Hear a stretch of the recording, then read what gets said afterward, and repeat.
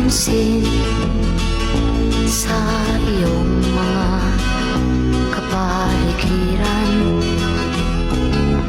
Kay dumi na ng hangin, pati na ang mga ilog natin. Hindi na masamang pag-unlad at malayo-layo na rin ang ating narating. Ngunit masdan mo ang tubig sa dagat, dati kulay asul, ngayon'y naging itim. Ang mga duming ating kinalat sa hangin, sa langit, huwag na nating paabutin. Upang kung tayo'y pumanaw man sa sariwang hangin, sa langit natin matitikman. Mayroon lang akong hinihiling, sa aking pagpanaw sana ay tagulan. Gitara ko ay aking dadalhin, upang sa ulan na lang tayo magkantahan.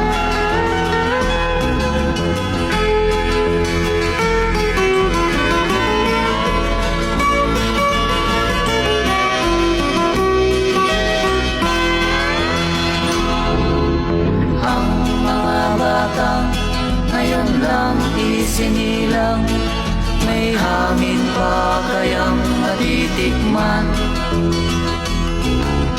May mga puno pa kaya silang aakyatin, may mga ilog pa kayang lalamuyan. Bakit di natin pag-isipan ang nangyayari sa ating kapaligiran? Hindi nga masamang pag-unlad kung hindi nakakasira ng kalikasan. Darating ang panahon, mga ibong dala ay wala nang madadapuan. Masdan mo ang mga punong dati ay kay tatag, ngayon'y namamatay dahil sa ating kalokohan. Lahat ng bagay na narito sa lupa, biyayang galing sa Diyos kahit nung ika'y wala pa. Ingatan natin at huwag nang sirain pa, pagkat pag kanyang linawi tayo'y mawawala na. Mayroon lang akong hinihiling, sa aking pagpanaw sana ay tagulan. Gitara ko ay aking dadalhin, upang sa ulan